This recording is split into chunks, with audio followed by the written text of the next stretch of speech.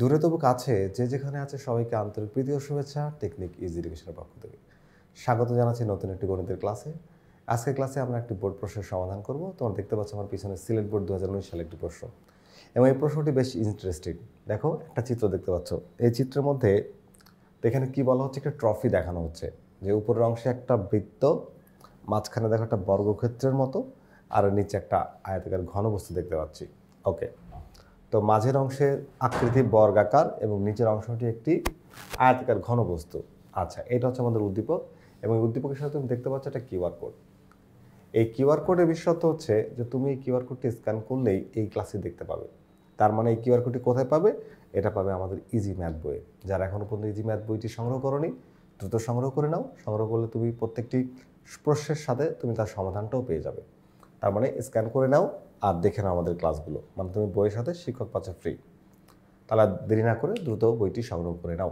ওকে, আমরা এখন এই প্রশ্নটির সমাধান করব। তো ভালো করে আমরা অবজার্ভ করলাম চিত্রটি। দেখো, একটা বৃত্ত, একটা বর্গ, একটা আয়তাকার ঘনবস্তু। ওকে, এবার এর উপর বেস করে আমাদের তিনটি প্রশ্ন, অর্থাৎ তিনটি ক খ বা তিনটি প্রশ্ন থাকবে। আমরা এই প্রশ্নগুলোর সমাধান করব। দেখো, আমাদের এখানে তিনটা প্রশ্ন দেওয়া হয়েছে। তো প্রশ্ন আমরা দেখতে পাচ্ছি যে উপরের অংশে বাহিরের কি বলতো বলা হয়েছে যে পরিধি, বাইরের পরিধি হচ্ছে 22 সেন্টিমিটার এবং মাঝের অংশের পরিসীমা হচ্ছে 20 সেন্টিমিটার। মানে উপরের অংশের বৃত্তটা ছিল, তার বাইরের পরিধি হচ্ছে 22 সেন্টিমিটার, আর মাঝের অংশের যে পরিসীমা অর্থাৎ বর্গের যে পরিসীমা তা হলো 20 সেন্টিমিটার। উপরের অংশের সবুজ ক্ষেত্রের ক্ষেত্রফল লাল ক্ষেত্রের ক্ষেত্রফলের দ্বিগুণ। সবুজ ক্ষেত্রের ক্ষেত্রফল কী হবে? লাল ক্ষেত্রফল। এখানে আমাদের চিত্রে অবশ্য যখন প্রশ্নে আসে তখন কোনটা লাল সবুজ মেনশন করা থাকবে, মেনশন করা ছিল হয়তো। এই দেখো, এই যে যদি তুমি রং দেখতে পাবা না, কারণ তোমার প্রশ্নে কিন্তু রং থাকবে না, বলে দেবে যে সবুজ আর লাল। এই বাইরের অংশ সবুজ আর ভিতরের অংশ যেটা সার্কেলটা, ভিতরের সার্কেলটা হচ্ছে লাল। আর ট্রফিটির নিচের অংশের দৈর্ঘ্য, প্রস্থ ও উচ্চতা, এই যে আয়তকার ঘনবস্তু যে অংশটা ছিল তার অনুপাত হচ্ছে 5:4:3। কর্ণের দৈর্ঘ্য দেওয়া আছে কি 10√2 সেন্টিমিটার এর, এবং কর্ণের দৈর্ঘ্য। ওকে, তাহলে ট্রফির মাঝের অংশের ক্ষেত্রফল নির্ণয় করো। খুব সহজ কোশ্চেন এটা। পরিসীমা দেওয়া আছে বর্গের, সেখান থেকে বাহুর দৈর্ঘ্য বের করে তাকে স্কোয়ার করে দিলেই হবে। চলো আমরা আমাদের ইজি ম্যাথ বই থেকে এই সমস্যার সমাধানটা বুঝে নিই। আমরা দেখতে পাচ্ছি যে আমাদের এখানে ট্রফির মাঝের অংশের একটি বর্গক্ষেত্র, যার পরিসীমা দেওয়া আছে কত বলতো? 20 সেন্টিমিটার। তাহলে ধরি বর্গক্ষেত্রটি এক বাহুর দৈর্ঘ্যকে ধরলাম আমরা a সেন্টিমিটার। তাহলে পরিসীমা কী হবে? a×4, মানে চার বাহু যেহেতু সমান, তাহলে 4a লিখতে পারবো। বর্গক্ষেত্রের পরিসীমা হচ্ছে 4a সেন্টিমিটার। প্রশ্ন মতে এটা আমরা বের করছি পরিসীমা, এটা প্রশ্ন দেওয়া ছিল, তাই দুইটাকে সমান করে দিয়ে লিখে দিলাম প্রশ্ন মতে। এখান থেকে এর সাথে 4 ছিল গুণ আকারে, যখন ভাগ হয়ে যাবে 20কে 4 দ্বারা ভাগ করলে আমরা কত পাচ্ছি? পাচ্ছি হচ্ছে 5। তাহলে = 5 সেন্টিমিটার। ওকে, তাহলে এ হচ্ছে এখন বর্গের বাহুর দৈর্ঘ্য। তাহলে বর্গের বাহুর দৈর্ঘ্য জানা থাকলে তার উপর স্কোয়ার করলে ক্ষেত্রফল হয়ে যায়। তো আমরা এখন এই বর্গের ক্ষেত্রফল বের করব, যে ট্রফিটির মাঝের অংশ অর্থাৎ বর্গক্ষেত্রের ক্ষেত্রফল a² বর্গ সেন্টিমিটার, এর মান কত বের করেছি? 5। তাহলে 5² 5-এর স্কোয়ার করলে কত হয়? 25। এই 25 হচ্ছে যে মাঝখানে যে বর্গাকার যে ক্ষেত্রটা ছিল সেই ক্ষেত্রের ক্ষেত্রফল, অর্থাৎ ট্রফির মাঝের অংশের ক্ষেত্রফল হচ্ছে 25 বর্গ সেন্টিমিটার। আশা করি তোমরা প্রশ্নটি বুঝতে পেরেছ।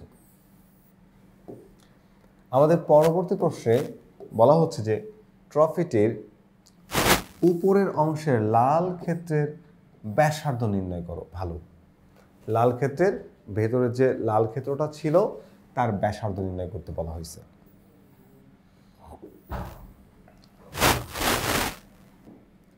তো প্রশ্ন খতে আমরা লাল ক্ষেত্রের ব্যাসার্ধ নির্ণয় করার চেষ্টা করব। যে ট্রফির উপরের অংশের একটি বৃত্তাকার ক্ষেত্র, যার পরিধি কত? 22 সেন্টিমিটার। তাহলে বৃত্তটির ব্যাসার্ধ কত? r সেন্টিমিটার ধরে নিলাম। তাহলে বৃত্তটির পরিধি কী হবে? 2πr centimetre. পরিধি নির্ণয়ের সূত্র আমরা জানি 2πr সেন্টিমিটার। তাহলে প্রশ্ন মতে এই 2πr লেখা যাবে কত? 22। তার মানে একটা পরিধি আমরা বের করেছি, একটা পরিধি প্রশ্ন দিয়ে দিয়েছে, দুইটাকে পরস্পর সমান করে লিখে দিলাম প্রশ্ন মতে। এখান থেকে আমরা আর এর মান বের করতে চাই।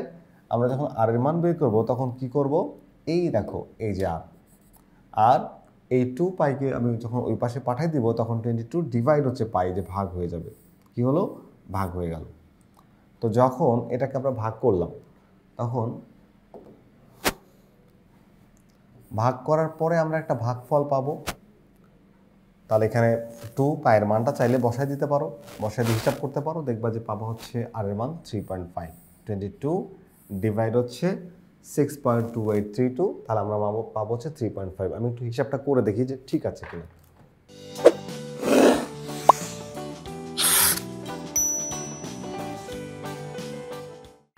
হ্যাঁ, ঠিক আছে আমাদের হিসাব যে 3.5। আমরা কি বের করেছি বলো তো? আমরা বের করেছি হচ্ছে এই ব্যাসার্ধ বের করেছি, এখানে আর হবে ব্যাসার্ধ, কত বের করেছি? বের করেছি হচ্ছে 3.5। ওকে, তাহলে ধরি সবুজ চিহ্নিত যে অংশটি, সবুজ চিহ্নিত অংশটি বেধ এবং পুরুত্ব হচ্ছে x সেন্টিমিটার। তাহলে লাল অংশের ব্যাসার্ধ কি হবে? এই 3.5 মাইনাস এক্স, তার কারণ কি ভেতরে ছিল লাল আর বাইরে ছিল সবুজ। আমরা কিন্তু পুরোটা বের করেছি, তাহলে সবুজকে ধরলাম হচ্ছে এক্স। তাহলে ভেতরটির ক্ষেত্রফল কি? পাই আর স্কোয়ার বর্গ সেন্টিমিটার। তাহলে লাল ক্ষেত্রের ক্ষেত্রফল হবে পাই, এখানে পাই, আর এখানে ব্যাসার্ধ কি হয়ে যাবে? এই ব্যাসার্ধটা এখানে চলে আসবে, আর এর পরিবর্তে এই ব্যাসার্ধ। তাহলে বৃত্তটির ক্ষেত্রফল আর লাল ক্ষেত্রের ক্ষেত্রফল। ওকে,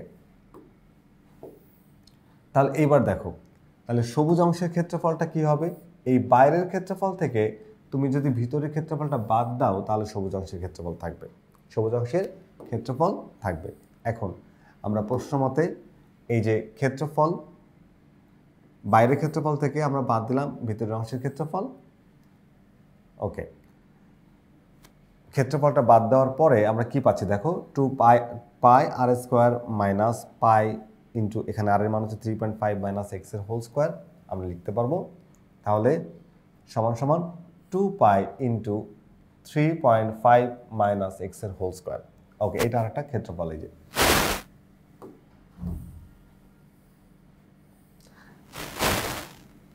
এখন যদি আমরা একটু ক্যালকুলেট করি, দেখো এইখানে এই যে পাই আর স্কোয়ারটা রেখে দিলাম, এটা মাইনাস ছিল, এটা ওই পাশে পাঠালে কি হয়ে যাবে?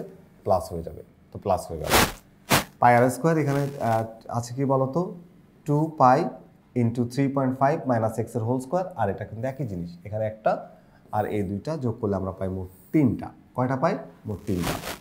তাহলে এই পাশের পাই আর এই পাশের পাই কাটা যায়, থাকে হচ্ছে আর স্কোয়ার। তো আর স্কোয়ার সমান 3 ইন্টু 3.5 মাইনাস এক্স এর হোল স্কোয়ার। এখানে এই যে স্কোয়ারটাকে যদি তুমি ওই পাশে পাঠিয়ে দাও, আচ্ছা ওই পাশে পাঠানোর আগে আমরা এক কাজ করি, আর এর ভ্যালুটা একটু বসাই দিই। আর এর ভ্যালু কত?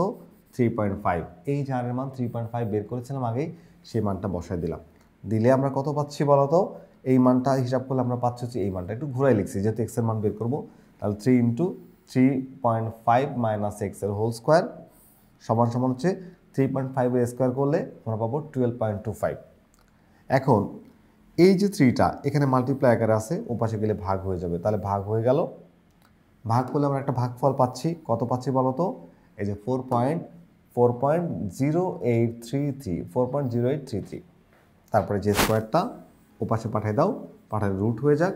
তাহলে 4.0833 রুট যখন আমরা করব তখন পাবো 2.0207। তাহলে আমরা পেলাম হচ্ছে এই মানটা। তার মানে 3.5 মাইনাস এক্স এর মান এটা পেলাম।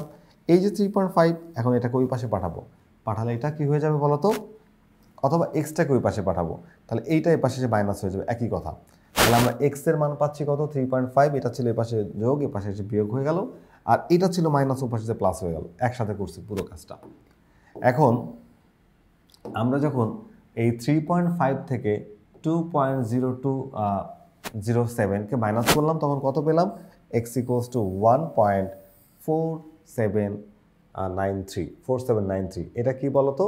এক্স এর মান, অর্থাৎ বাইরের যে দুইটা বৃত্ত যে আমাদের ছিল এরকম, এইরকম দুইটা বৃত্ত ছিল, বাইরের পরিধি ভিতরের পরিধি, এক্স বলতে এই অংশটা। তো এই অংশটার মান আমরা বের করে ফেলেছি 1.4793। এখন আমাকে চাইছিল কি বলতো? লাল ক্ষেত্রের ব্যাসার্ধ। তাহলে টোটাল বৃত্তের ব্যাসার্ধ ছিল কি? এই যে টোটাল বৃত্তের ব্যাসার্ধ মনে করো এখান থেকে শুরু করে এই পর্যন্ত পেয়েছিলাম হচ্ছে 3.5। কত পেয়েছিলাম? 3.5। সেখান থেকে আমরা এই অংশটা বাদ দিয়ে দিব। যদি বাদ দিয়ে দিই তাহলে আমাদের লাল অংশের ক্ষেত্রফলটা মানে ব্যাসার্ধটা চলে আসবে। তাহলে আমরা এই 3.5 থেকে যখন এটাকে মাইনাস করে দিচ্ছি তখন যে অংশটা আমরা পাচ্ছি এই যে অংশটা 3.5 মাইনাস 1.4793 তার মানে 2.02, এই 2.02 হচ্ছে লাল ক্ষেত্রের ব্যাসার্ধ। লাল ক্ষেত্র বলতে ভিতরে যে ছোট বৃত্তটা ছিল তার ব্যাসার্ধ আমরা কিন্তু নির্ণয় করে ফেলেছি। আশা করি তোমরা সমস্যাটা বুঝতে পেরেছো। চলো আমরা শেষ প্রশ্ন অর্থাৎ ট্রফির নিচের অংশের যে প্রশ্নটা আমাদেরকে কি বলা হয়েছে আমরা একটা প্রশ্ন এক নজরে দেখে নেব। ওকে, আমাদের পরের প্রশ্ন বলা হয়েছে ট্রফির নিচের অংশের সমগ্র তলের ক্ষেত্রফল নির্ণয় করো, অর্থাৎ আয়তাকার ঘনবস্তুর সমগ্র তলের ক্ষেত্রফল নির্ণয় করো। তো এখানে ট্রফিটির নিচের অংশের আয়তাকার ঘনবস্তুর আমাদের দেওয়া ছিল দৈর্ঘ্য প্রস্থের উচ্চতার অনুপাত 5:4:3। এই অনুপাত বলতে আমরা বুঝি হচ্ছে কোনো বৃহত্তর সংখ্যাকে সংক্ষিপ্ত আকারে প্রকাশ করা, এটা প্রকৃত সংখ্যা না। তো প্রকৃত সংখ্যার জন্য আমরা কি করলাম, দৈর্ঘ্যকে ধরে নিলাম হচ্ছে a = 5x। এক্সের একটা অজ্ঞাত মান আছে, যে মানটা বসালে আমরা দৈর্ঘ্যটা পেয়ে যাব। ঠিক একই রকমভাবে প্রস্থ b = 4x, তাহলে এক্সের একটা মান আছে, যে মানটা বসালে আমরা b এর মানটাও পেয়ে যাব। আর একই রকমভাবে উচ্চতা c = ধরুন 3x। তাহলে আমরা a b c এটা ধরলাম। আমরা জানি আয়তাকার ঘনবস্তুর কর্ণের দৈর্ঘ্য হচ্ছে √a² + b² + c²। তাহলে এই যে আমরা দেখতে পাচ্ছি আয়তাকার ঘনবস্তুর কর্ণের সূত্র হচ্ছে √a² + b² + c²। এই দেখো তোমরা সূত্রটা এখানে অ্যাপ্লাই করলাম, a² + b² + c²। এরপরে কি করেছি বলতো, এবার আমরা মান বসাবো, a b c এর মান বসাবো। a b c a² + b² + c², এটা হচ্ছে কর্ণের সূত্র আমরা বের করেছি। আর প্রশ্ন আমাদের কর্ণ দেওয়া ছিল 10√2। কি দেওয়া ছিল? 10√2।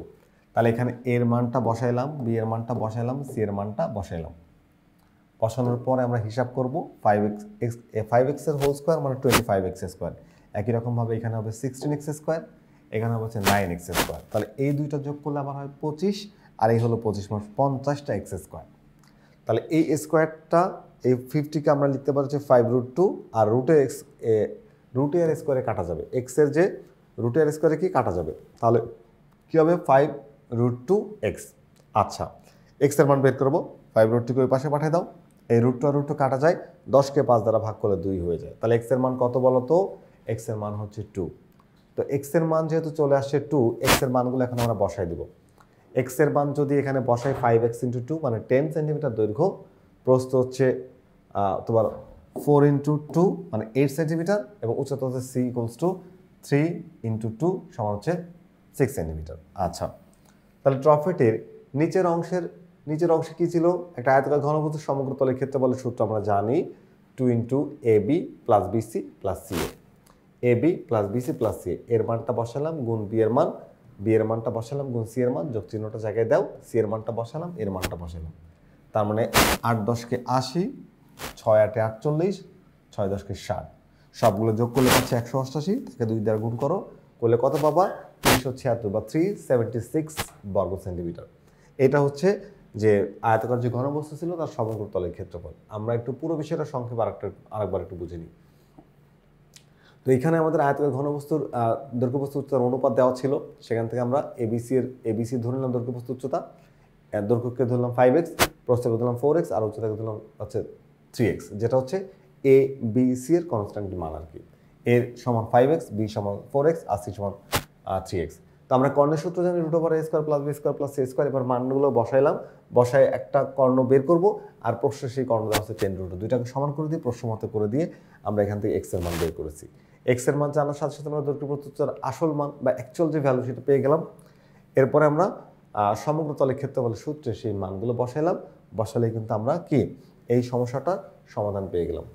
তো আশা করি যে তোমরা এই ক্লাসটি বুঝতে পেরেছো। তাহলে পরবর্তী ক্লাস দেখার আমন্ত্রণ জানিয়ে আজকের ক্লাসটা এখানে শেষ করছি। আল্লাহ হাফেজ।